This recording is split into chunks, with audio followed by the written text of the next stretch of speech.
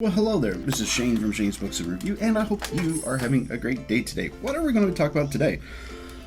Well, one, I'm recording this on a day where I'm sick because I got this feeling that it's going to get worse, and I got to make sure that I got my videos so that you guys can check them out. So there is that. Anyway, it's okay. It's just viral. I'll get past it. No big deal.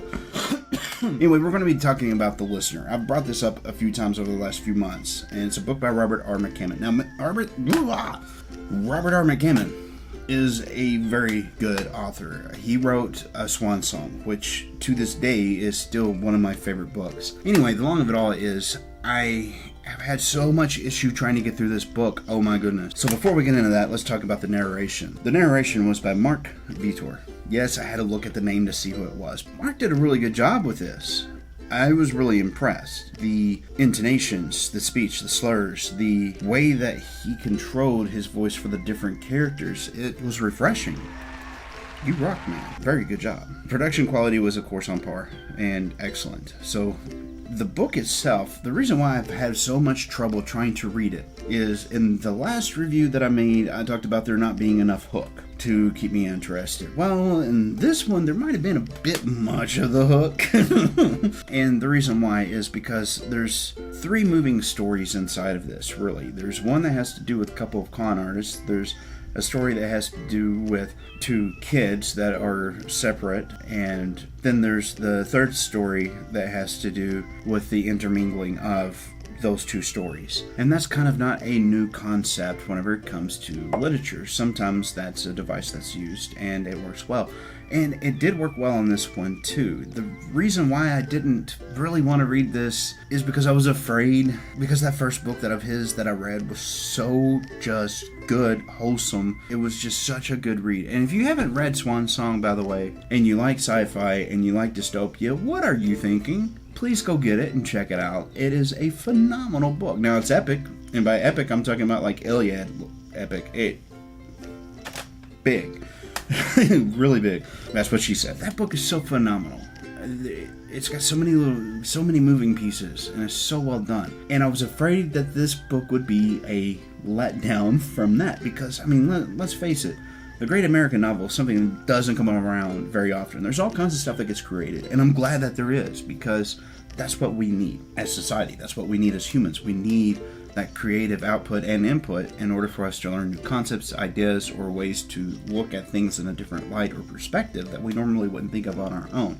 So books are a way, I don't care if you read them or if you listen to them, how you ingest them, it's up to you. As long as you are reading, you will be a better person at the end of your life than you were at the beginning of your life. I'm fairly sure of that. Finally, I pulled the jackpot and said, it's time. It is time for me to read this, and I got triple cherries all the way across the board. It was beautiful. So The Listener, it's based in a time where things are a little bit different. Some of the language in it's a little bit antiquated. That adds to the story. It doesn't take away from it. Pardon me. It was a different kind of a book that had a different kind of a rhythm from what I've been reading lately, and that was one of the things that made it really hard for me to get into, because I've started reading this over the last 4 months 3 times. At least it feels like 4 months. I would get to a particular point and then I would just kind of stop, because I was like, this feels almost like a different author. Then I continued, finally. Like I said, it was go time. And then I got into it and I started listening to more and more of it. And the way that those 3 pieces of the story moved together, the way that he executed that story, it was absolutely phenomenal. The way that the young kids had the ability to listen to each other, and it wasn't just young kids, there were some adults too. And there was actually documentation inside of the book whenever it came to people that had wrote things about such and such and this and this and this, and how it builds upon itself to make it more and more credible, fleshing out a world where these sorts of things could actually be realistic and actually happen, which is really, really neat. And it was very much appreciated because it allowed me to kind of step back in the time, but also accept the premises of the sci-fi that was being presented to me. So with the characters, they were very emotional characters. I mean, the con people, one of them was kind of completely suffering from psychosis. One of them was narcissistic and suffering from psychosis. One of them was just a flat-out bulldozer of an individual, and they were trying to do a particular thing with this little girl that she was kidnapped, and they were trying to extort money. So it's like, how does that play into the rest of the story? Well, you'll have to read it to find out. I'm not going to tell you. It was really neat to see the communications that they were able to have in their heads. At times, there's usually too much descriptors in something like this that absolutely kills the story. But I applaud Robert because he didn't do that here. Instead, what happens is he leaves it to the imagination by saying, well, it wasn't like Poe or not Poe, it wasn't Poe that did that. It was, oh my gosh, Kraken in the bottom of the sea. There's even a game that came out lately that had to do with him. And I'm going to hate myself for looking it up. And of course, everybody by now already has shouted it at the screen, I'm sure. Zach, could you help a person out? I'm not going to look it up. Just splash his name up on the screen. We all know who I'm talking about. It wasn't done in that kind of a way, is my point. The characters instead, whenever asked about it, said that it had more of a natural kind of a sense about it, that they couldn't really explain it.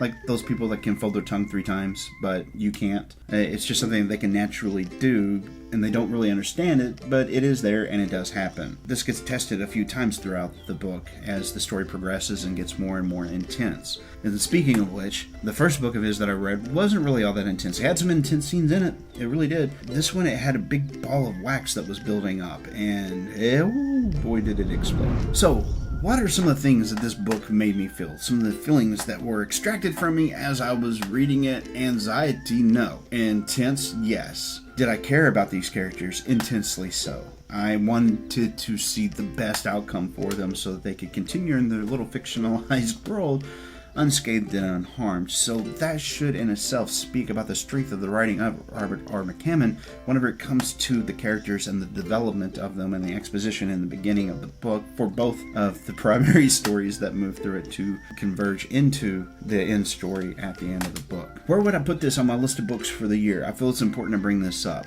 I've gone through a lot of books this year. We've had a lot of reviews, at least once a week. A couple of them were really short, so we threw them in the middle of the week. But personally, I've read nearly 130 books this year. Yeah, 130. As far as all those books go, this one definitely would go on my top 10 list for the year. And it wasn't a book that was wrote this year either. It's just that I finally enticed myself into reading more of his books to get past my I don't want it to end kind of a thing, you know?